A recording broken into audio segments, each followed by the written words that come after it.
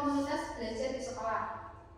Di sini saya mengambil pendidikan gerak, yaitu aktivitas lomba jauh. Nah, latar belakangnya sendiri kenapa saya mengambil ini? Lomba jauh adalah cabang olahraga yang menuntut kekuatan, kecepatan, kelincahan, dan koordinasi yang baik, serta pemahaman terhadap teknik yang benar. Nah, tidak adanya lapangan lomba jauh di sekolah menjadi tantangan.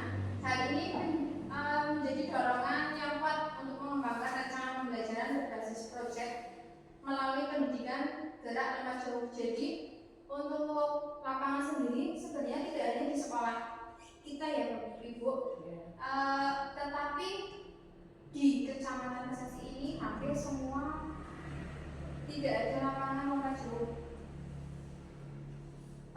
Kemarin pas Popda itu malah meminjam lapangan dari SMA, tepatnya SMA Kesesi, SMA 1 Kesesi.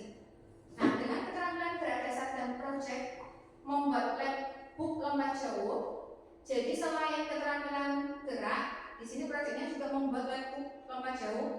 Nah, diharapkan peserta didik tidak hanya mampu meningkatkan keterampilan fisik, tetapi juga mampu mengembangkan pemahaman yang lebih baik tentang lomba jauh dan pentingnya olahraga dalam kehidupan sehari-hari. Nah, ini tujuan programnya untuk nanam kognitif ya. Peserta didik dapat memahami konsep gerak lomba jauh dan melatih berpikir kritis serta memecahkan masalah. Kemudian psikomotor melatih keterampilan gerak dan dapat mempraktikkan gerak dasar lomba jauh dengan benar sesuai tahapannya. Terus kemudian afektifnya menumbuhkan citra diri yang positif, meningkatkan kreativitas dan kepercayaan diri pada peserta didik. Oke, selanjutnya itu ada capaian langkah-langkah dan hasil yang diharapkan. Untuk capaian sendiri, peserta didik dapat menunjukkan kemampuan dalam mempraktikkan berbagai aktivitas sekolah gerak dasar dan keterampilan gerak berupa permainan dan olahraga. Untuk langkahnya yang pertama yaitu nanti pengenalan proyek kepada peserta didik, kemudian yang kedua pendalaman materi tahapan gerak lomba jauh dan menyusun rencana pembuatan labnya ya. Nanti berarti di sini saya berkolaborasi dengan guru kelas. Kemudian yang ketiga yaitu presentasi hasil proyeknya. Yang keempat sesi umpan balik dari peserta didik dan guru kelas. Kemudian selanjutnya hasil yang diharapkan. Hasil yang diharapkan peserta didik mampu menjelaskan dan mempraktikkan prosedur gerak dasar lomba jauh. Kalau menjelaskan jadi berarti ini bisa nanti melalui labbook yang dibuat ya, yang dibuat di kemudian nanti dipresentasikan.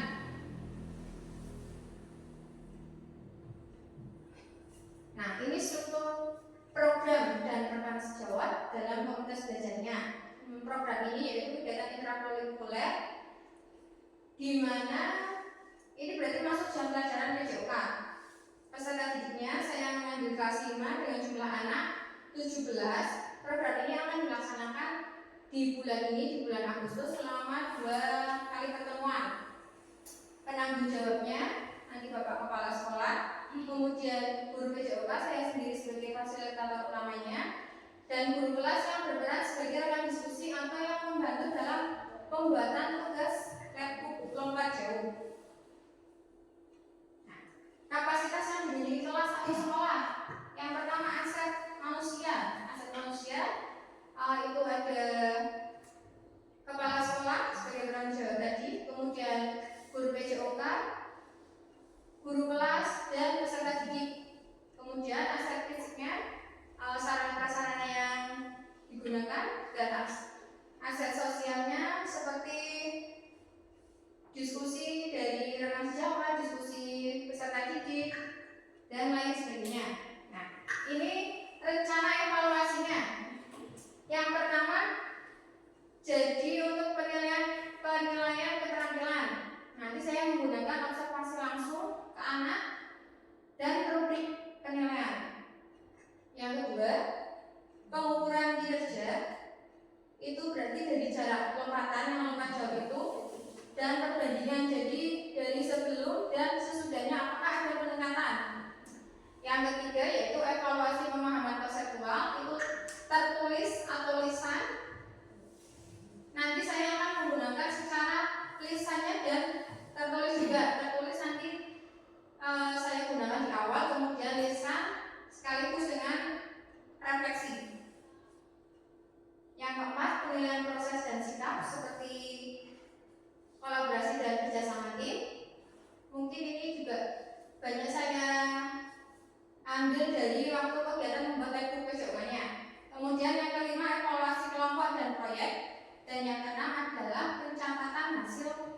evaluasi.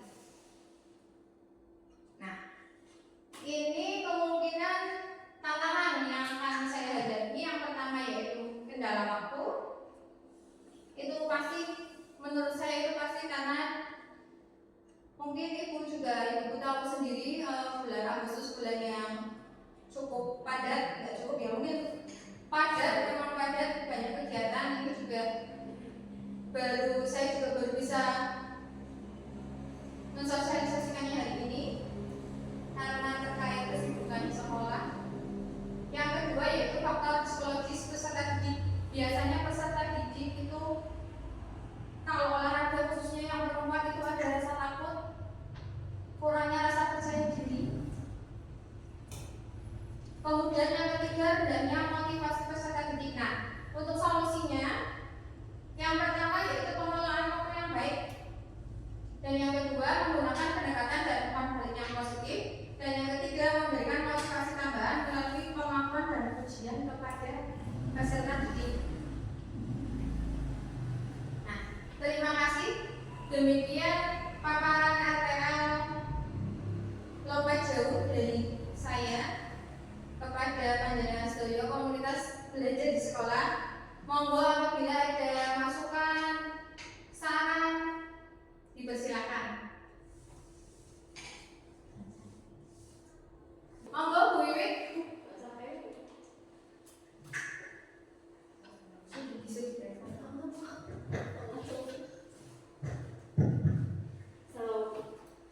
Assalamualaikum warahmatullahi wabarakatuh. Mohon maaf Bu Santi, ini sedikit tanya ya. Tadi saya tertarik dengan Lagbook ya, karena sebelumnya saya juga asing dengan hal itu. Mungkin bisa dijelaskan apa itu Lagbook, kemudian bagaimana cara membuatnya, dan barangkali bisa jadi motivasi kita semua dan bisa untuk dijadikan media pembelajaran. Terima kasih. Wassalamualaikum warahmatullahi wabarakatuh. Waalaikumsalam warahmatullahi wabarakatuh. Terima kasih. Oh ya, mungkin beberapa ibu ada yang masih asing atau mungkin juga sudah ada yang tahu apa itu sih Lagbook. Lagbook ya semacam berarti laptop tapi bentuknya dalam buku. Gimana cara membuatnya? Saya punya contoh ini kebetulan dulu ada peserta didik materi membuat Lagbook, materi gerak dasar, lokomotor, non-lokomotor, dan manipulatif. Ini membuatnya dengan menggunakan kertas manila. Jadi nanti saya sediakan untuk materinya sendiri, materi lomba jauh. Nanti urutannya berarti acak.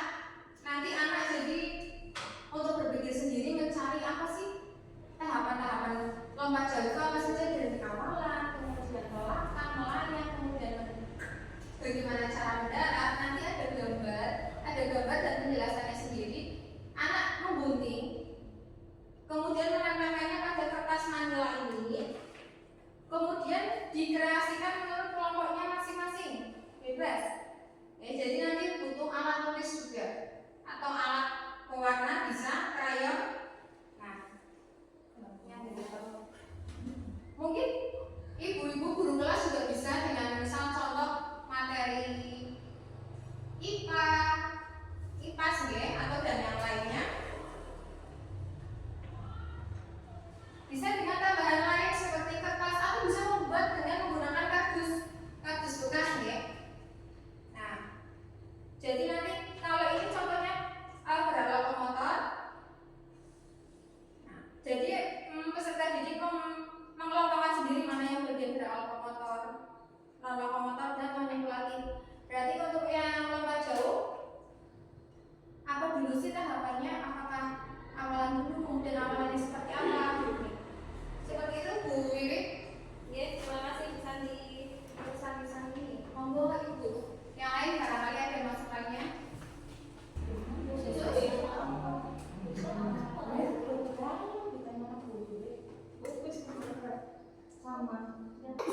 Oh ya Bu, saya mau tanya untuk apa itu proyek yang ada di lompat jauh. Oke. Apakah itu hanya lab-book saja, apa ada yang lain? Misalkan seperti lompat jauh, kalau di SD kita kan belum ada lapangan lompat jauh, bisa menggunakan matras atau karpet seperti itu, kemudian sesuai dengan ukuran atau ketentuan yang ada di lompat jauh tersebut. Oke. Terima kasih. Terima kasih Bu Retno. Oke, jadi selain lab book itu, proyeknya itu di keterampilan berada tersebut. Oke, seperti yang diungkapkan atau dibicarakan Bu Retno, oke. Jadi nanti ada keterampilan berat dasarnya menggunakan matras untuk pendaratannya. Untuk pelakannya nanti saya menggunakan keset. Kenapa saya keset? Karena untuk agar tidak licin. Biasanya kan kalau menggunakannya papan yang hanya tidak paten itu nanti bisa malah mengakibatkan cedera pada anak ini. Seperti itu Bu Retno. Oh ya, nah nanti kolaborasinya sendiri yang untuk membuat itu nanti dengan guru kelas 5. Ya, oke, bisa. Terima kasih. Monggo ibu yang lain barangkali ada. Tanya dulu. Oke, monggo Bu Rombati. Ayo. Ya, makasih. Assalamualaikum warahmatullahi wabarakatuh. Waalaikumsalam warahmatullahi wabarakatuh. Kesempatan kali ini saya sangat senang sekali dengan program Bu Santi tentang proyek lompat jauh ya. Tapi ini Bu, ini berhubung tadi Ibu menyampaikan bulan Agustus padat dan sebagainya. Ini hanya saran buat saya, Bu, ada masukan bisakah proyek Bu Santi diterapkan atau dimodif dalam bentuk lomba sehingga nanti bisa dimainkan setelah perayaan 17-an seperti itu, bentuknya yang meriah. Jadi kesannya itu anak tidak merasa sedang pelajaran tapi justru meriah karena permainan lompat jauh. Seperti itu Bu, terima kasih. Terima kasih Bu Rombati. Usulan yang sangat bagus sekali. Jadi untuk sebenarnya untuk tugas PKD ini itu ada 3 pilihan, yaitu pendidikan gerak, pendidikan kebugaran, dan SEM atau Sport Education Model. Nah, mungkin untuk yang disampaikan Bu Rombati, sarannya itu masuk ke Sport Education Model itu. Jadi nanti dibuat kompetisi, kemudian untuk panitia dan lain-lain itu melibatkan peserta didik semua. Jadi misal ada yang mengukur lompatannya, ada yang mengukur, ada yang menjadi misal juri atau wasitnya seperti itu. Namun mungkin apa ya? Ya nanti mungkin saya akan membicarakan dulu dengan Bapak Kepala Sekolah yang kebetulan tidak bisa hadir ya Bu. Kalau itu mungkin menurut saya pertimbangannya ke lapangan yang belum standar. Ya lapangan yang belum standar kan itu juga kalau pendaratannya untuk kompetisi kurang kalau pada matras. Ya mungkin kalau harusnya kan standar pakai pak pasir ya Bu, soalnya itu kan bisa cedera anak itu. Terima kasih Bu. Monggo ada yang lain? Sudah? Ya, terima kasih untuk waktunya. Mohon maaf apabila ada salah kata. Terima kasih. Wassalamualaikum warahmatullahi wabarakatuh.